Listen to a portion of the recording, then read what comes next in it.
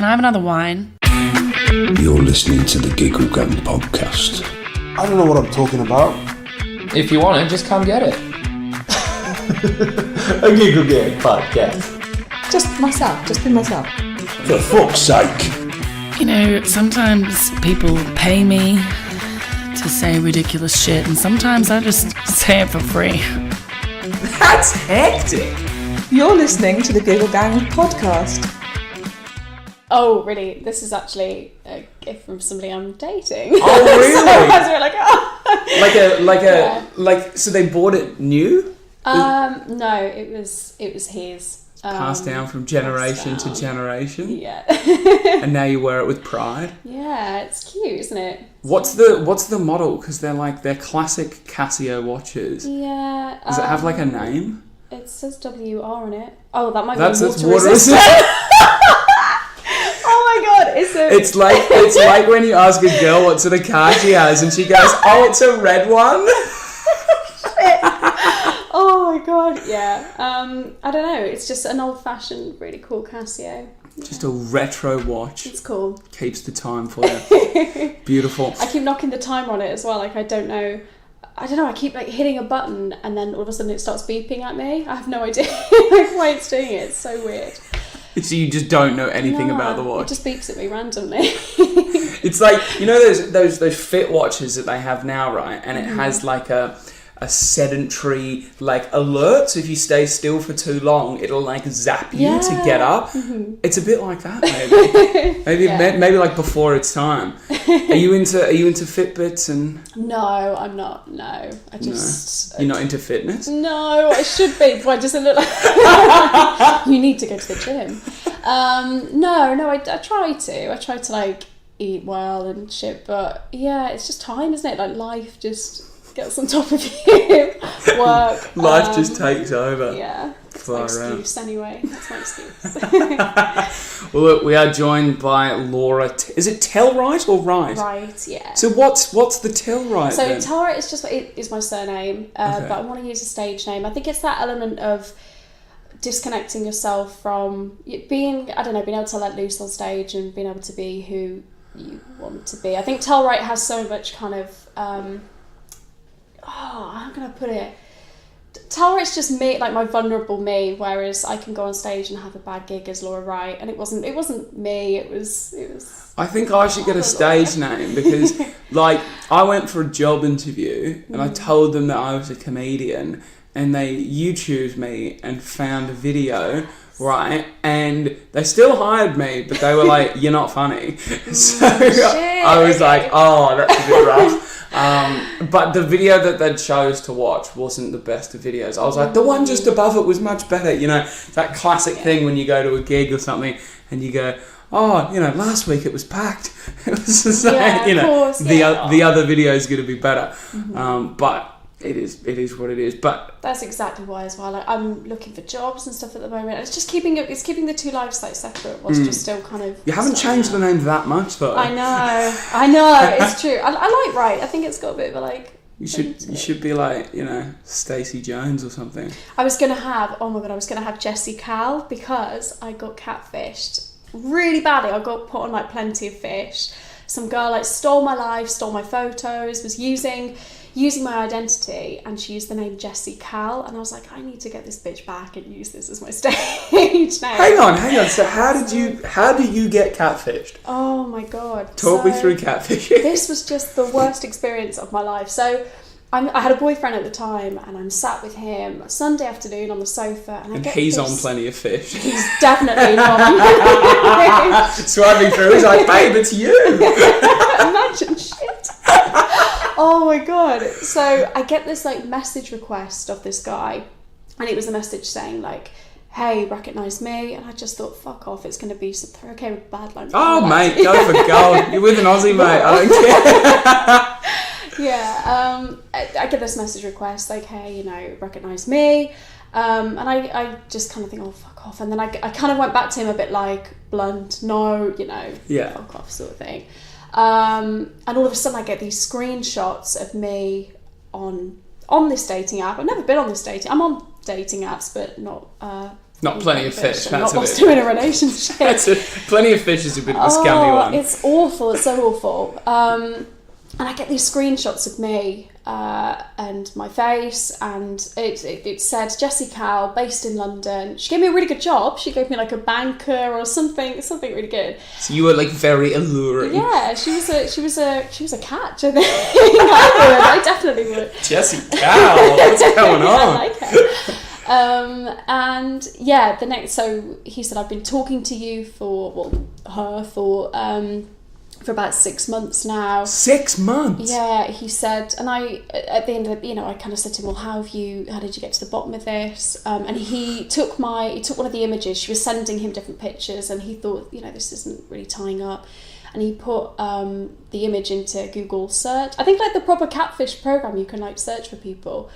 And I obviously came up, and he was just testing the water. But she lived my life. She was so I went to Paris with my ex-boyfriend, and she was messaging him saying, oh, I'm just in Paris with my friends. I was like sending him pictures. So she just took them the pictures that you were posting online, yeah. So was your Facebook public, or? I think it was from Instagram. So my Instagram's open, and I post a lot, whether that's a good thing or a bad thing. I haven't learned my lesson. I'm still posting shitloads.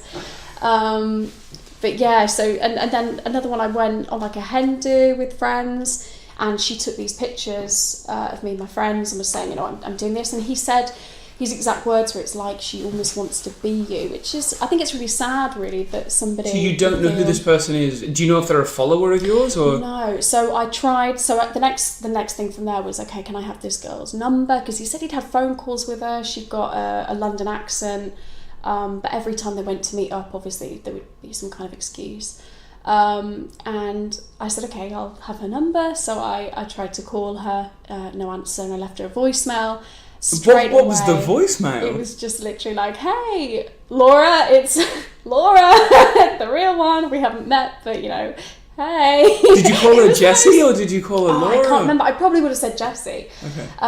But I was just that kind of took back. I wasn't even angry. Like I remember I cried because I thought, fuck, like this girl you could be doing anything with them. How far do you take it? She'd also got a Kik account. I think it's like WhatsApp. I don't know. Okay, what Kik Messenger. Yeah. Yeah, and she was using that. And Kik doesn't really have a great name. Kik's usually used for trading quite raunchy photos. Fuck, really? Yeah, Kik. That's really interesting. So a common thing back in the day. Do you remember Omegle and Chat Roulette and?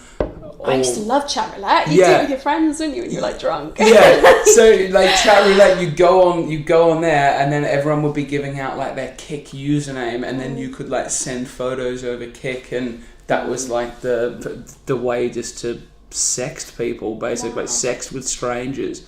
It was very weird. It was a very weird app. I hope she chose some like good pictures. I bet she was like googling like girl with like average build.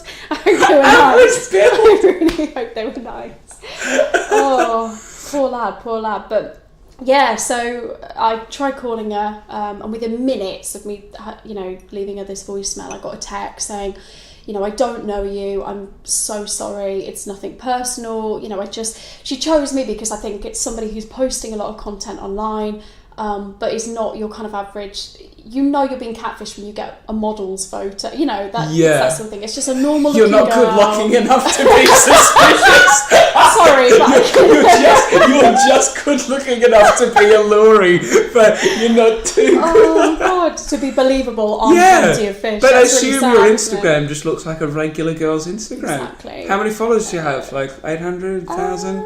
I've got about 2,800, something like that. So just like an average, normal kind of Instagram account. Yeah. But it's believable, isn't it? And that's the thing. But I don't know. So I thought, how far do you take this? Do you go to the police with it?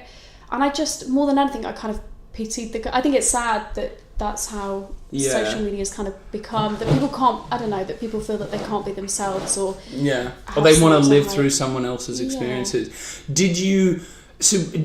How did it get resolved? Did it stop? When she apologised, did she say, I'm going to get rid of it? Yeah, she said she would delete it. So I kind of kept in contact with the guy for a little bit, and he said the account, had been removed. You could actually Google it. So when I put in Jessie Cal, plenty of fish, we should check whether it's plenty of fish. The account came up, and oh my god, the caption she put, "Looking for a ride." That was the bio.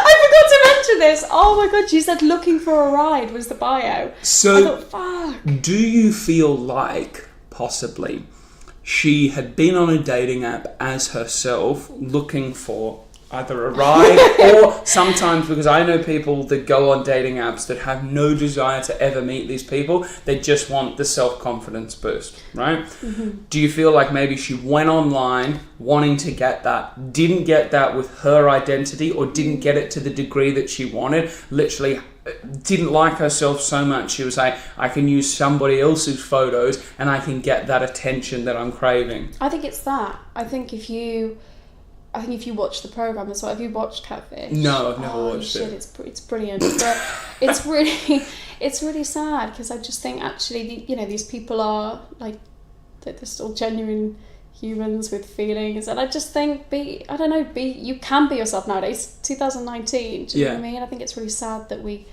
still have this kind of, I don't know, but it's the pressures that social media put on now, isn't it? People, it's every time you go onto your phone, Facebook, Twitter, it's full of like Instagram models and influencers, and there's so much pressure now to look a certain way and to be a certain way, and I think that adds pressure, and I think it's sad that somebody can't go on and just be themselves, really. Do you feel like individuality is on the rise or on the decline?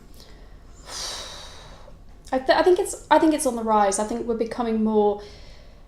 I think it's on the rise. Because the argument that it's on the decline would be, you go on Instagram, and I feel like there is a group of specifically girls, and the photos all look the same, and they could be anybody, and it is just you were just following the same formula over and over again. Trend. The way a photo should look, the way it should be filtered, and whatever. And it's like everyone sort of just follows that same process, and it gets results. That's what people want to see. They go, "Oh, that looks nice. The lighting's good on that." You can see what you want to see in that photo. You click like.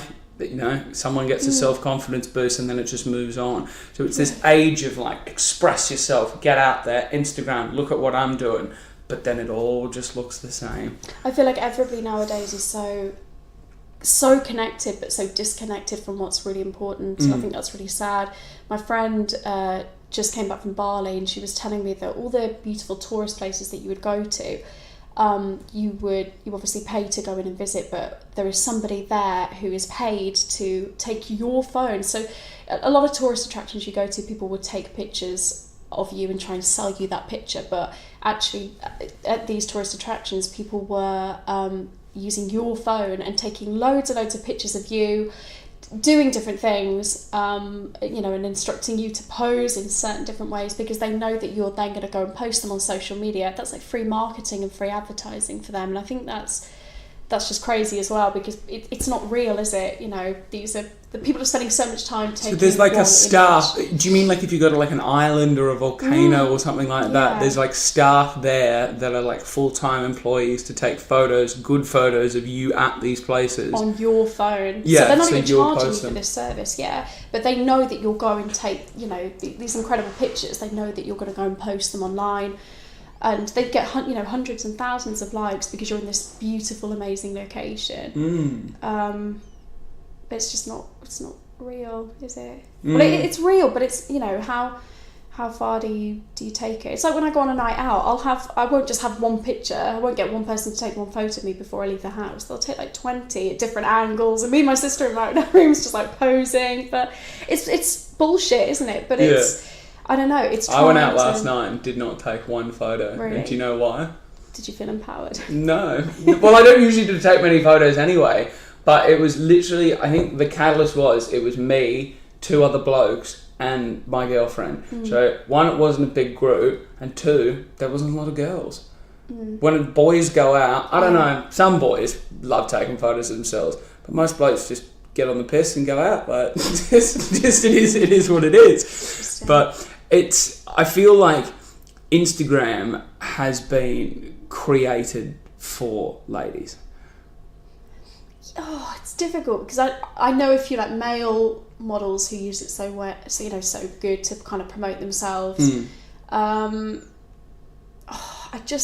It's dangerous. I think it's dangerous. I think it's got so much potential, and it can keep you so connected to people, and it can do so much for other people's self-esteem. On the other hand, there are so many plus size women accounts that you see that are becoming incredible influencers and body positive people. And I think that's great. I think that should be available for you to go on and go, actually, I should be proud of the fact that I have this, or I should be proud to be different. I think that's important. And I think that having them accounts there that are, they're growing thousands and thousands of followers, way more than the average profile that maybe a pretty girl has, or, I think it's important. There's also as well, on Instagram, so I do another podcast or a YouTube series, right? And we had this Instagram influencer on there who had 50,000 followers, and we had a look at her impressions and her reach. And majority, from the nature of the photos that she posted, my assumption would be, you're just followed by a bunch of blokes and they love this, right? 70% is women and 30% is blokes. So the app itself, I feel like, is used more. It just attracts females. Yeah. Why do you think that is? Is it because it's a visual thing? Because I feel like Facebook's quite neutral in a way. It doesn't really swing one way. I think it's empowering. I mean, I think men are more likely to kind of give you a like as well sometimes on a picture. Like I did as a joke. I posted the other night a picture of me, and I was going out, and I'd got a really low cut dress on, and I was looking for attention. It was a Friday night. I was on my own. I was really bored. And when I say attention, I don't mean like I'm not looking to go and chat somebody. You want that kind of somebody to go, gratification, really or whatever. Yeah. Because actually, I'm sat there, and the next post I said was, "Oh, this is such a cry for attention." And then the next post was me, basically with my hair tied up on my head in a fucking hoodie with spots all over my face. Do you know what I mean? And it's kind of reality, expectations versus reality. And I think that's, I don't know, something to kind of highlight and almost laugh about, because we photograph these amazing things and we make everything look so incredible. And actually it's just not the reality, is it?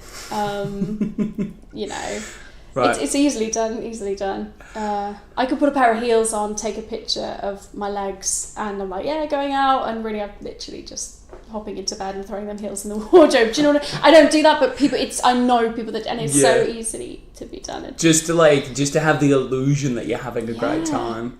Do you feel like having a good time has disappeared? Like, when was the last time you genuinely had like a really good time? Last weekend, That's good. That's recent. Yeah, that's good. I had a date with somebody, and that was really lovely. And I think just having that, like genuine time with somebody where your phone is away, because when you're on a date with somebody, you know, I don't want to be glued to my phone. You put that away, and just having that real kind of like moment with somebody, I think that's it's nice, isn't it? And that for me was probably. Yeah. Good. Because for me, I think the same as well. So like me and my girlfriend constantly, like before we go to bed, just always just check the phone, just see what's happening, and then sometimes just lie in bed just on the phone, and I'm just like, this is so dumb, like why are we doing this? But this afternoon we're just lying in bed, both hungover, and I was like, do you want to play 20 questions? And we just laid in bed for like an hour and just played 20 questions together and just made each other laugh with just dumb answers. And it was just nice. It was just nice just to hang out and not have to, be on the phone, texting, talking to people. We need to move away from bad-mouthing Instagram, though. We've spent almost 20... No, I love it. I'm bad-mouthing, like, I love it. We've spent almost 20 minutes bad-mouthing Instagram. Let's talk about travel, because you seem like a bit of a traveller. No, I don't. Well, no. Really? Not really, no. I think the furthest I've travelled to is, like, New York. But I haven't done much travelling. I'd like to. I'd love to. I do for like gigs and stuff. I'm trying to as much as I can, but I haven't ever kind of ventured very far. In fact, I don't even think I've ventured out of Europe besides going to America once. Really? Crazy. Yeah. Interesting. So is the Southern Hemisphere, Asia and Australia and New Zealand of interest to you? I'd love to. Yeah. I haven't since leaving university. I kind of went straight into work and then relationships and going back to uni and just not knowing what the fuck I want to do with my life, really. When you left school, did you know what you wanted to do, or did you just sort of jump into a degree just to be like, oh, I'm here now? I always wanted to go to drama school. That was my kind of dream. But then I was always a bit scared I was putting all my eggs into one basket, so I went to uni and I did drama and law, which is like the weirdest fucking mix you could possibly do. It's that balance, isn't it? It's like, oh this my is what god, my head you would have had tells two me. very different groups of friends. Imagine your fucking like 19th birthday party. I'm inviting my uni friends. We got the drama kids and the law kids. Jesus. Such a healthy balance. Isn't Oh my god. That should be illegal to do those 2 degrees. I think you could do it in like 3 different unis in the whole country. That was like Sunderland, Northampton, and Liverpool Hope University, which fucking says it all, doesn't it? What's Fucking Liverpool? Hope. Is it a bad uni? It's not a bad uni. Is it the one you went to? Yeah. Fucking no hope. It's terrible. No, it was great. Do you know, it was the 3 best years of my life. I absolutely loved it. But it's so strange that you can actually do such a weird balance. Interesting and really good. Like I would spend the morning crawling around being an animal and then go and study, I don't know, European law, which is fucking pointless now as well, isn't it, really? But yeah, it's crazy. And then I finished uni and I went back to do like a postgrad in law to go and become a lawyer, thinking, right, you know, I'm not going to do anything with the arts. I was so small-minded. I thought if you weren't an actor or you hadn't made it as an actor, that you couldn't do anything else. Yeah, and I work in the arts now. I also set up a theatre company last year called Stage Right. So that's me using my rights again. I know.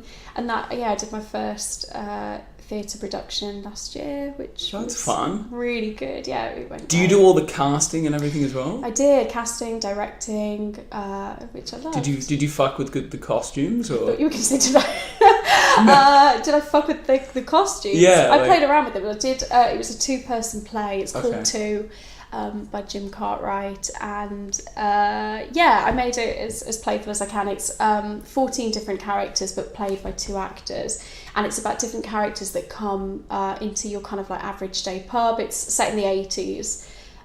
It's very kind of working class, and it was brilliant to kind of define and bring alive all these different characters that come in, and we could use costume to kind of elaborate that. And so were you acting in it as well? No, I just directed it, but I had 2 incredible actors, and they just that was going to be my next question, were you happy with the actors? Yeah, more than happy. I was so lucky because I think for my first production I didn't know how much money I was going to make off this. Would it even work? Would it make a loss? And I was so lucky. I found 2 incredible people, and we just bonded. We became a team straight away, and we just had so much fun and creativity with it in the rehearsal room, and it was great. Good. Nice. I'm glad. Have you ever thought about going to like live in another country permanently, or are you pretty tied to England? Yeah, so me and my family, we used to have a house in Spain, and we did consider it when I was about 11, and then I've always kind of had that like, I want to be in Spain, that kind of like element of just a hot country, and it's pretty good. Nice. But no, I love it here. And have you always lived in Shropshire? I've always been based in Shropshire, yeah. Okay. But you've obviously, when you travel for uni and what have you. Yeah, I lived it after Liverpool University. I continued to live there actually for another like 4 years. I think I was there 7 years in total. Okay. Did you like Liverpool? Oh, I did. It was such a good city. The Northerners are just the best people. It's just so fun. Yeah. Because you sound like a Southerner. I really do. It's so depressing. Fucking made in Chelsea. It's so depressing. So what is a Telford accent? Can you do a Telford accent? It's a bit it's a bit more like Brummie, I think, but there's like a hint of Wolverhampton Brummie. So maybe like, but I think they sound a bit thick. That's really insulting. Like, hi. Is it like Peaky Blinders? Is it like that? No, that's a proper like Brom accent. That's probably like relationship. Laura's in a relationship. That's so Brom. I'm terrible with accents. I'm so bad. But so why have you come out posh? wow, how have you turned out like this? Yeah.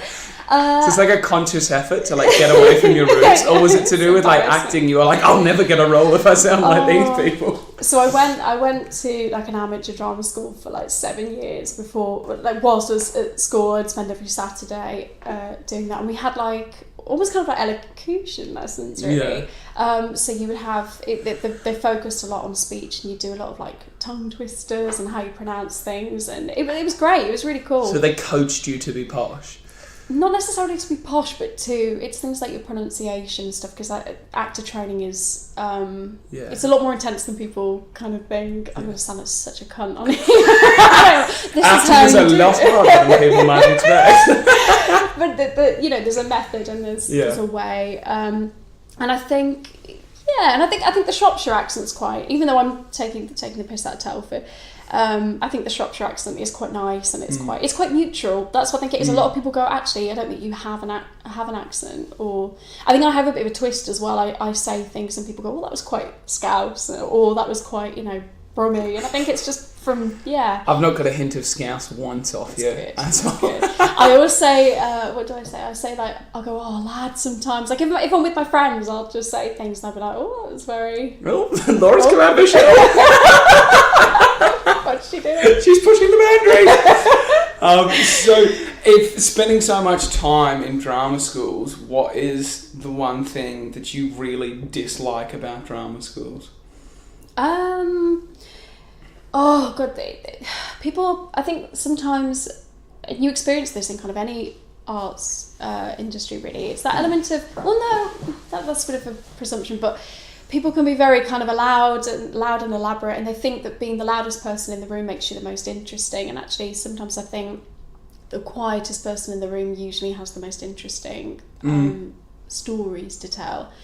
Like I remember at drama school I was always very into it, but I wasn't the loudest person singing fucking, I don't know, Wicked at the top of my voice in the corner. And I think that there is that element, and it's competitive. It's a really competitive industry. Even now, like, you know, the theatre and acting, even stand-up, it's competitive, definitely. I think, that definitely that element of, and there can be bitchiness, but so can any industry, you know what I mean? It's one of them. So what's your favourite part of the drama school?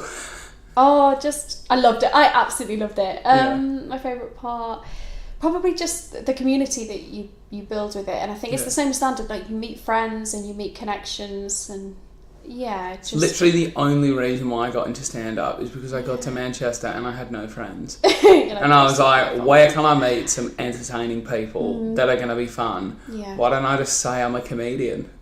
Exactly. You know, and just make it up as we go. No, I agree. I think, some of the best people are creatives. And there's somebody who's similar to you, you bounce ideas off them. Mm-hmm. Yeah, that's great. It's good fun. This is going to be a weird question, right? But have you had much experience, like, near water? Is Telford near, like, the coast? No, but what are you going to ask me? Can I swim? I can swim.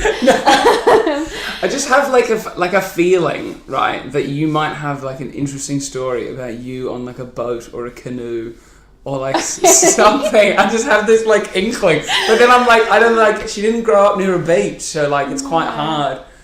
There's no canoe stories. That was just the most dead end question ever. It was really random. But if I'd pulled it off, we could have been in for a fantastic story. I've just got an inkling you had an incident with a canoe. No, not a canoe. I mean, I've done canoeing, but no, nothing dramatic happened. What's like the most dangerous thing you've ever done? God. You don't strike me as a very dangerous person. Like doing really like dumb things, like jumping off buildings. No, I'm really level-headed. I kind of all way up there. Like, see, I used to do things just to like see like almost to like upset my parents basically. So I was like, if I injure myself, then they're going to be really annoyed. And in my head, it didn't matter that I was going to be injured. It was just like, we should jump off this roof, or like, you know, we should try and cut down this tree when we don't know how to cut down trees. So, you know. Dangerous shit. I don't know. Probably just when I first passed my driving test, I thought I was amazing, and I was really reckless and took a lot of chances. Wrote my car off. Did you? A couple of times. How many cars have you written off? 2. I've written 2 off. Yeah. Just being stupid and pressure and people in the back of the car and silly decisions, really. But dangerous. I don't know. I've done things like, I don't know, I've been like rock climbing. That's not even dangerous. Like indoor rock climbing? No, like abseiling. Okay, that's pretty cool. It's really fun. That's pretty dangerous. Dangerous. But no, I'm quite, I don't know. I will always try things. Like if somebody says let's go and Would you do a skydive? I'd love to do a skydive, yeah. Okay. Bungee jump? Giant swing? Yeah, I'd through love to do through like a gully, so like you're on a bridge and then you stand there and then jump out and then you swing underneath. It's very fun. Yeah, I'd love to do something like that. You see the one with the chair where people like sit in like an actual plastic chair? Yeah. That would be amazing. Oh, yeah, I'd love to do that. That'd be really cool. You need to get out of England then. I know. God. So, in terms of for yourself, what do your parents think about your comedy and creative spark? Were they very creative themselves? No. Okay. So they're supportive. They're really supportive of it. No, my mom's a teaching assistant, and my dad has his own company. So no, that they're not creatives, but they're really supportive of what I do. Do you think they could have been creative based on their personality and they just didn't? Fuck, no. Really? No. That's so interesting because I think both of my parents could have been performers, but it just wasn't a thing that they, like, it just wasn't an option. Like, my mum is hilarious and she just runs a dental surgery. Boring. And then dad is like, again, the quietest person in the room, but has got the most things to say when you like get into it. And very, very interesting. Could it be like, you know, a New Zealand David Attenborough type thing, like that very soft, measured tone, but also can be really silly and stupid. Is where I get most of my stupidity from. But he just works for the government, just doing boring shit. Like I just look at them, and even like my brother and sister now. Like my brother works for the police, and my sister's studying to be a midwife, and I'm doing radio and comedy and all this like really exciting things that I really enjoy. And I just think their lives are really boring, and they all could have been performers, but they just Everyone's don't. got creative flair, haven't they? Everyone's, and that's what makes us so unique. But I think it's being brave enough to just go, fuck it, I'm gonna do it. I'm gonna take the risk and give it a go.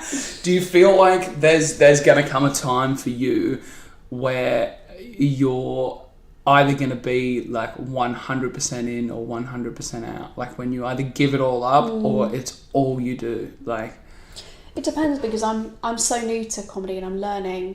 But even if like the theatre company took off for it, 100%. like if you could just be writing shows and travelling and performing and doing, is like what do you want that to look like if you're 100% in?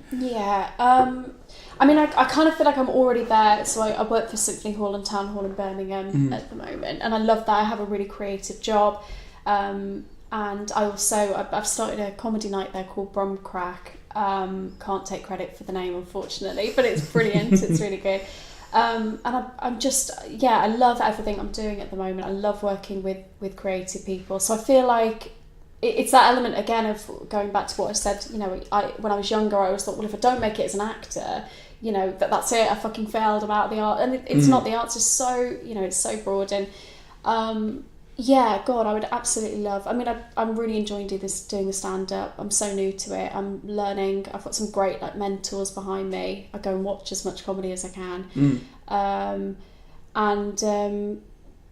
Yeah, I think I'd love to do it eventually full time, but then I would also love to take grow my theatre company and do more with it, put more shows on. If you had to pick one or the other? Oh, I don't know. I just don't know at the moment. I'm just having so much fun doing the comedy that's been taking up my time as opposed to plus working for full time. It's difficult to balance everything. Did you go into comedy? Because I spoke to have you met Ben Silver? I met him the other day for the first time. Yeah. So he said to me the reason that he got into comedy is because he would have maybe like 8 or 9 auditions a year, and it wouldn't really go anywhere. But he was like, getting into stand-up, it's basically an audition 3 nights a week. Like that little 5-minute, you can do the skit. It's just acting, it's stage performing. Yeah. Was that the motivation for you? It was, and then I realised how wrong I was. So I kind of thought I would go and see stand-up, and I thought it'd be a bit like doing a monologue when you go on stage. But it's not. One thing I'm learning about comedy is the element of being present in the room and being real as well, because you can't be an actor. Exactly.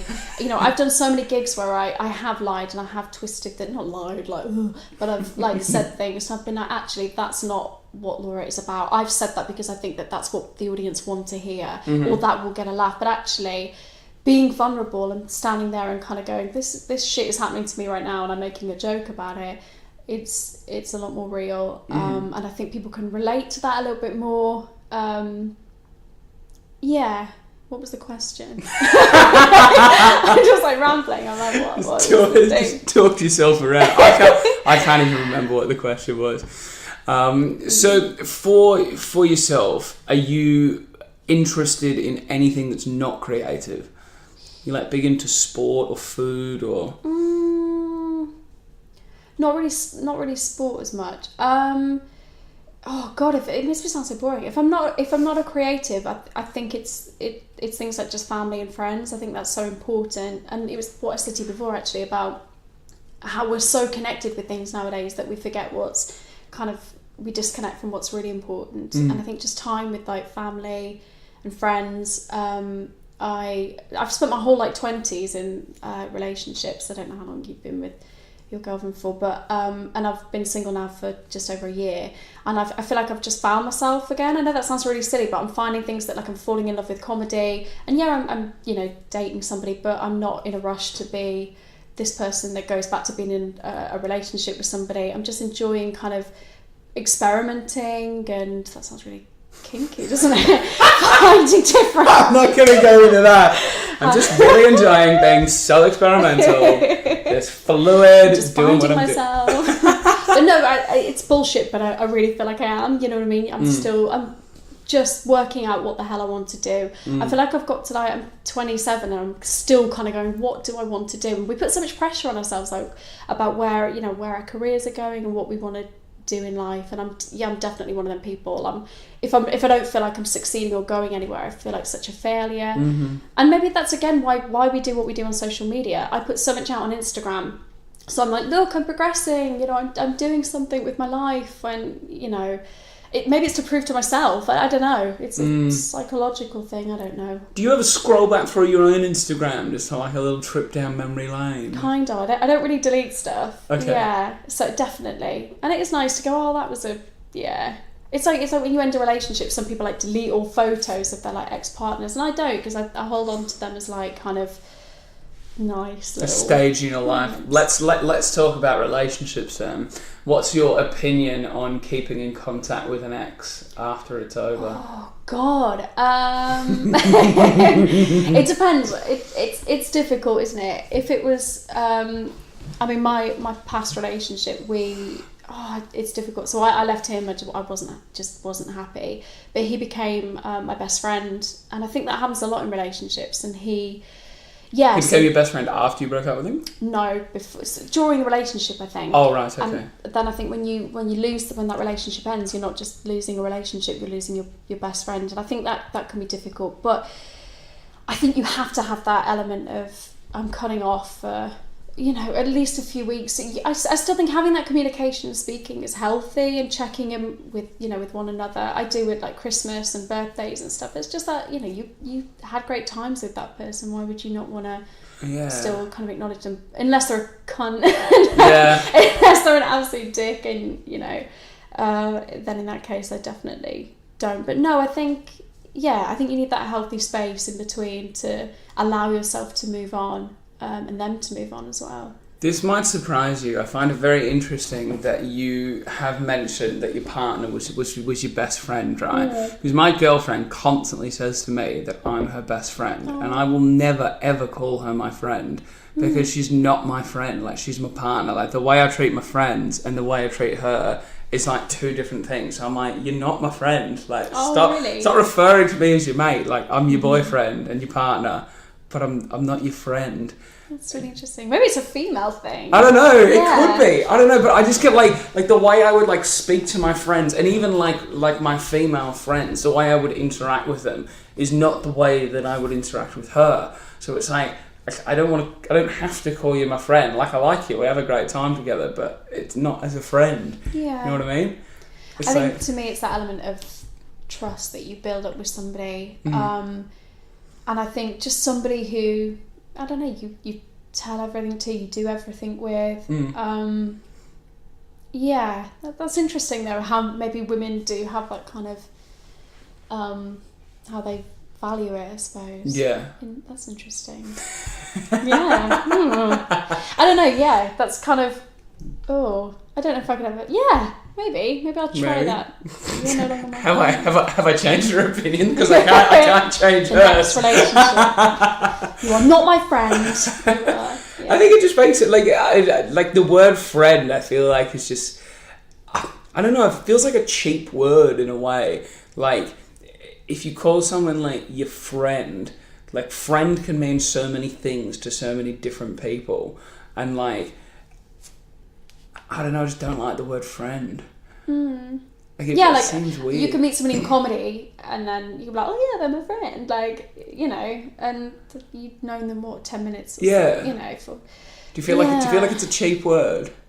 It's like, it doesn't hold the same sort of weight. I think mate can be a cheap word. Really? Like, oh yeah, they're my mate. Like, that's so brushed, isn't it? Like, a mate. Like, again, it's that one that maybe I'd say like, oh yeah, I'm mates with him, but I've maybe met him a couple of times. We have a mutual friend or something. No, I think. I did not expect us to go down this route of dissecting the nouns that describe relationships. I know you're gonna be crying in a minute. It's gonna get hella emotional. So for you, this might be an invasive question, but I'm an invasive interviewer. You've obviously had, a number of different relationships, and you've sort of figured out what you don't want in a relationship.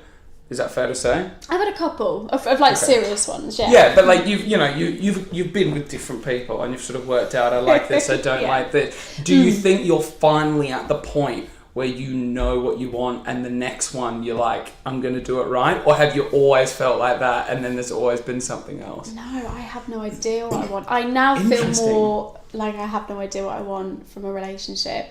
Because of the past relationships? No, I think...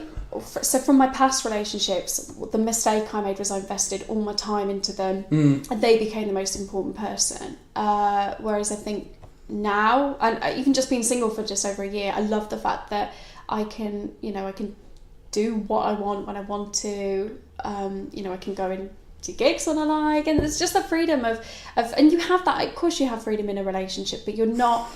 I've always felt so, like when I'm with somebody, so a part of their life as well, and I take on their responsibilities, and when they're sad, you almost feel sad, and I don't know, I'm sure you have the same kind of, and at the moment I'm enjoying not having that weight and that element to my life. But no, I really don't know what I want. Like, as I said, I'm seeing somebody now who's really lovely, but I'm not ready to just throw myself into a relationship and have to see that person every weekend or what have you, and have that need to, I've got to phone this person, I've got to tell this person what I'm doing.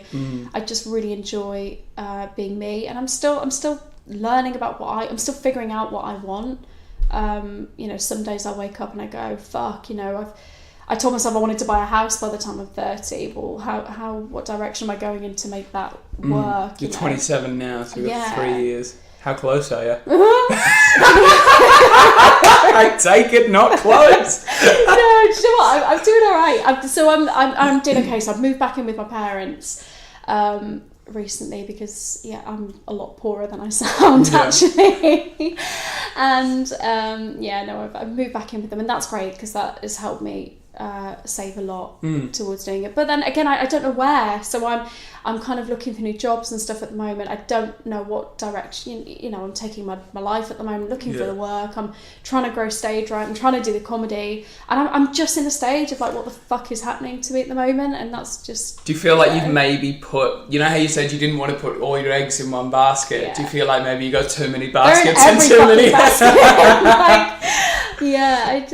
I have no idea. It's difficult, and I've always been like this. I'm so sporadic. Like I had a date the other day, and I can't even decide like what restaurant to go to. I'm literally like, oh, should we have this? I fancy this, and that's just a woman thing, though. I think sometimes it is, but it isn't. The one thing that really frustrates me just about people in general is indecision. Like, indecisiveness just winds me up because I'm not indecisive at all. But then what people get frustrated with me about is they'll ask me something and I'll just say, I don't care what the result is. Like, it's not indecision. Whatever you choose, it doesn't impact me. But if it does impact me, I'll tell you exactly what I want. But it's not, I can't decide this one or this one. Like, it's I don't care where we go. I like them both. Just...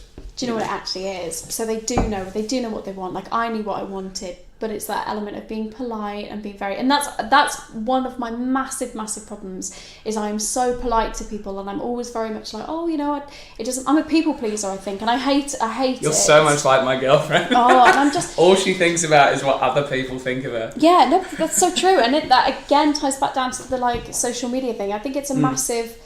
Yeah, I'm definitely like that. This is so cathartic, by the way.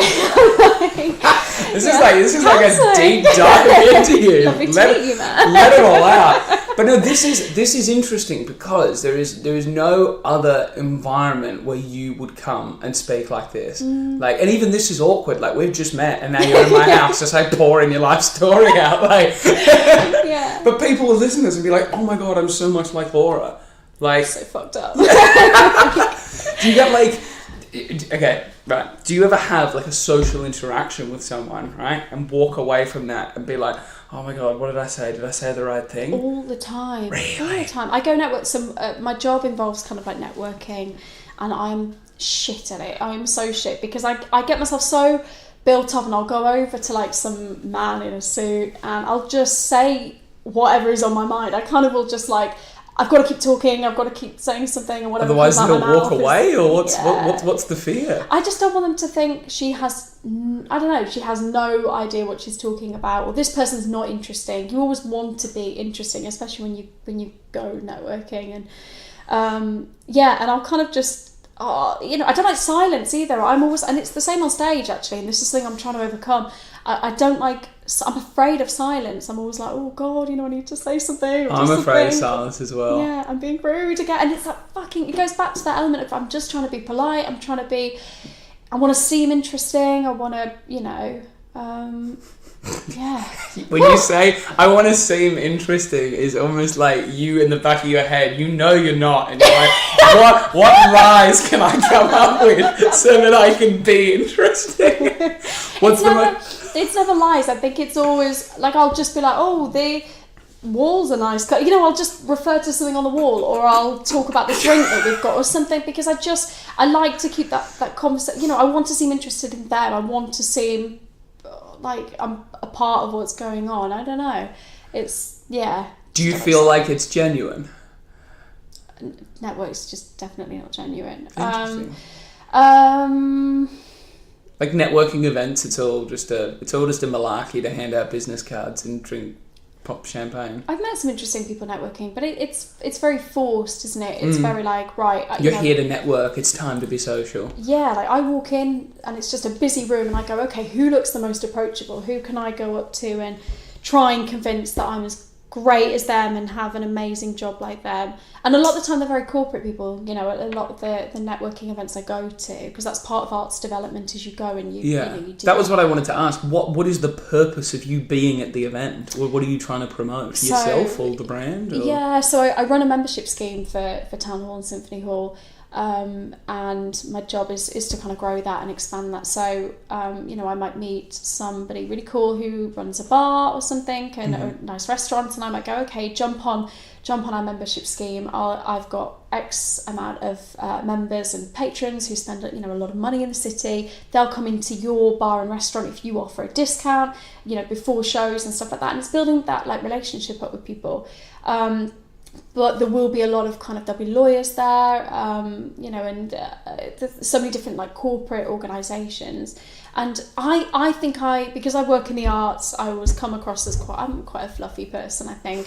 And sometimes I'm concerned that those people are quite, that they might kind of go, oh, this girl's like, she's in the arts, it's not a real job. And you get that a lot with anybody that works, you know, in the arts. When I got into radio, my grandmother asked me when I was going to get a real job.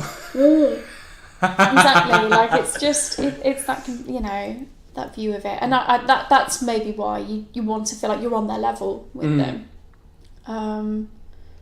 So this is what I've been waiting to ask, right? And from all this, you haven't answered it. I was waiting for you to answer it in there. When you approach people, what's the most interesting thing you have to say? Like, what's, you know, you said you're trying to be interesting. What's like the number one interesting thing? I always try and drop in that I do stand up, because people instantly go, "Oh, that's really interesting." I went speed networking on Thursday, and you had a Is that like speed dating? It's exactly like speed dating. And not that I've ever done that. Like, I'd like to do it. I think I'd like to do it just to be like. You've been on Plenty of Fish. You can go speed dating.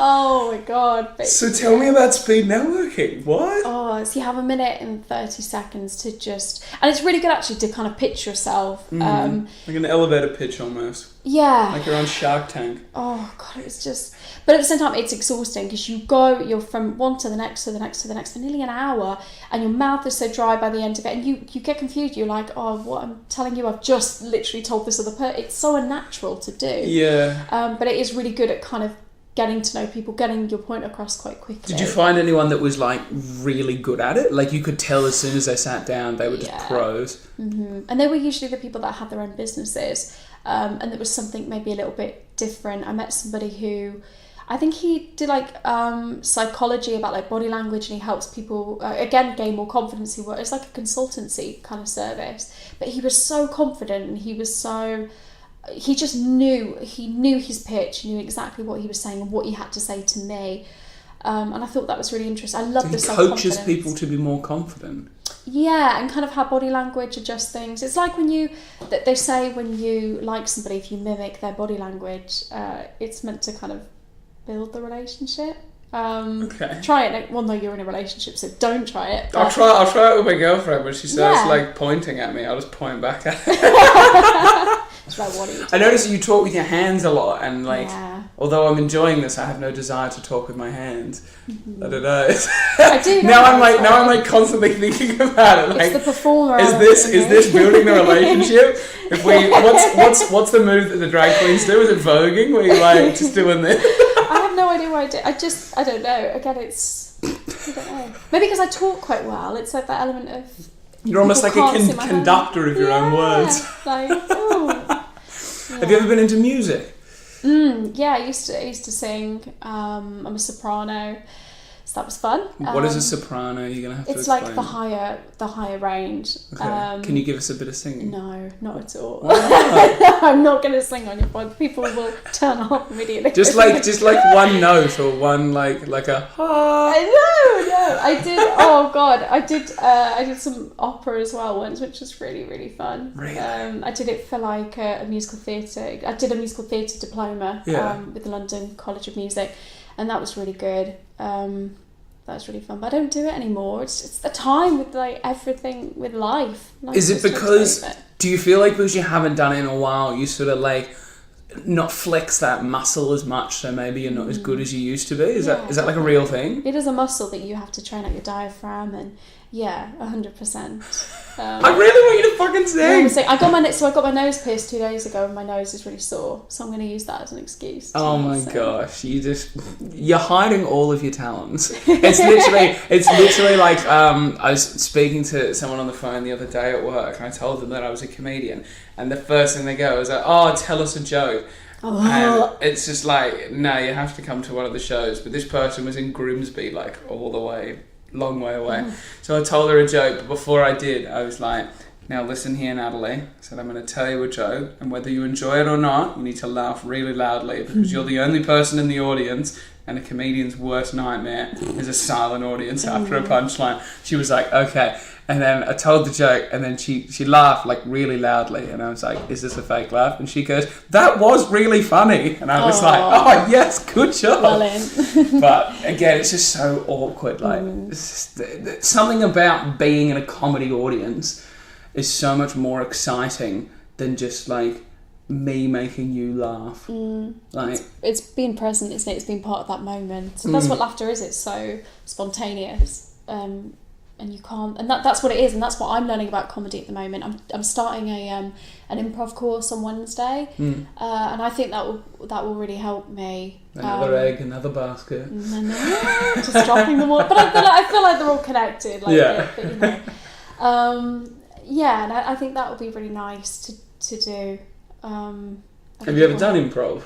I've done it with acting, Okay. yeah. So I think this will be really similar, but I'm going to go in with a stand-up perspective of how can I use this to kind of make me relax more. I am relaxed on stage, like you'll see tonight. I'm very kind of conversational, but it's that element of like I always have that worry of like, what if this situation happens, the worst situation, and this is just me being Laura worrying anyway about shit, like what if the worst situation happens and I can't handle it? Because when you're the comedian, you've got the most status and the most power in that room, you've got the mic at the end of the day, but if something happens and you can't control that, like what the fuck do you do? And because I'm so new to it, I think I've done like 25 gigs or something like that. That's what I've done. Yeah, I'm so new. It is so funny that you... How badly did you beat Dan Baines in that roast? That was like my 20th gig or something. It's crazy. Was it bad? Did you really slay him? It was ruthless. We were the most ruthless on the bill, definitely by far, because we just went to like...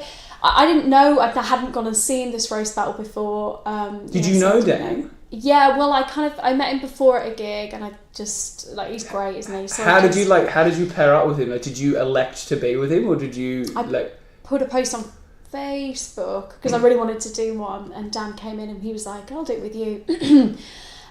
So we applied, and I think he was meant to do it the year before and had to pull out for something. He was meant to do it with me. Fuck, really? Yeah, and I said I didn't want to do it because I didn't want to travel all the way to London to do a roast battle, because I run my own night here. I was like, we're going to have a roast battle night here. I was like, I don't want to travel 5 hours to London to probably stay overnight just to roast a guy I see every week anyway. Yeah, like, you know, I roast him every time I see him. Anyway, he's such an easy target. Like, oh, bless him. Do you know what? He absolutely went deep on me. So what we did, we shared like loads of like really kind of. There were things that we said don't mention, obviously. Yeah. But he was so funny. He wrote really clever. It was difficult to go against him because he was just so he was more insulting. I think I won on like punchlines and laughs. Okay. But he was definitely more. Can insulting. You remember any of the roasts? What I said about him? Yeah. I did one about like referring to him looking like Peter Griffin because he obviously does. Yeah. I did one about his mom, but he was fine with that. Yeah, his mum's alright. You can't talk about his dad. Oh my god, no! I don't know anything about his dad, but so I did something about his mom. Which I'm not going to mention because I feel like it'd be weird to do. You're like, come on, fucking give it to me. No, his mum's lovely. I've not met his mum, but she constantly, is like commenting on our shit on Facebook. So nice. Me and Dan would do, when I was on radio here in Manchester, he would come out and co-host a radio show with me, and we'd play songs and dedicate them to his mum. That's amazing. That's when you know you've made it. When your son's on radio playing She Hates Toto's Africa, so it would just always be that song. How do you hate that song? I know, it's a wonderful song. Apparently it just gets too much play though. Are you planning on doing any other roasts? I want to. So it's Angel Comedy Club, and they have invited me back if I want to do one. They said to be more than welcome back. So I'd love to. Yeah, I want to go against. Do you know Monty Burns? Yes, yeah. He was amazing. Like just Scott Roast. He is game for doing it. So we're just waiting to get a date. And then you want to go against Monty? You just seem so nice though. I know. I can't imagine you being mean to people, and Monty is unbelievably bad. He's amazing. Oh my god. It'd be fun. Yeah, I'm prepared to die on my arse, I think, but it would be really good. It's good writing exercises, but like it forces you to write, doesn't it? In a different way. Did you have to write roasts for anyone else? Was it like a battle where it was just for Dan? Just Dan. Okay. Yeah. Then did you go through writing like heaps and then pick out ones that you liked and didn't like? Yeah, I wrote some bullshit, and I wrote because Dan's Dan, bless him, I love you, Dan, because he's an easier target. So I had so many like fat jokes, and then it was just like fat joke after fat joke after fat joke, and I thought, I can't just come on, they're going to get bored of me just going, you're fat. So you need to be more creative. So I've tried to like pin things on like relationships that had maybe gone wrong for him, like his work, so his image, his life. Like I think he talked about having like a gambling addiction and stuff. So I've just made different, I picked on different things, and he did the same with me. Picked on like he talked about my jaw being really big. He was like, you've got a massive chin, and then a guy at the back of the room was like, yeah, she has got a massive fucking chin. I was like, shit, I had no idea it was that big. Your chin's alright. It's okay. I don't know. Now it's the only thing I can look at. No, actually, maybe it is quite big. You know who doesn't have a big chin? Who? Jessie Cal. Jessie Cal is fit. I need to just I should have used that as a stage name, shouldn't I? Oh gosh, we've done over an hour, Laura. Sweating? Has it been really? You're hot. Do you want me to open the door for you? No, it's fine. No, it was really fun. It was really cool. That's good. I want you, before we go, to give a heartfelt message to Dan Baines. Oh, I love Dan so much. Can I say to Dan, I love you. To Dan, I love you so much. I would love to roast you again, but you'd lose again. This is weird. Yeah, I love him. Everyone should love him. How can you say that you love him and then be like, you're going to lose? But you're so nice. I'm but so nice. You're like, once you meet my girlfriend, this is all going to make sense. But like, if she was a comedian, I imagine that she would be you. Because she's like so nice, so soft-spoken, so like polite, worried about what people think. But then you're just destroying people in roasts. Maybe I'll become best friends with your girlfriend and you'll no longer be her best friend. Maybe. No, I'm not her best friend if I get rid. God damn it, Laura. Right, we're going. Thank you so much. No, thank you. It was really cool.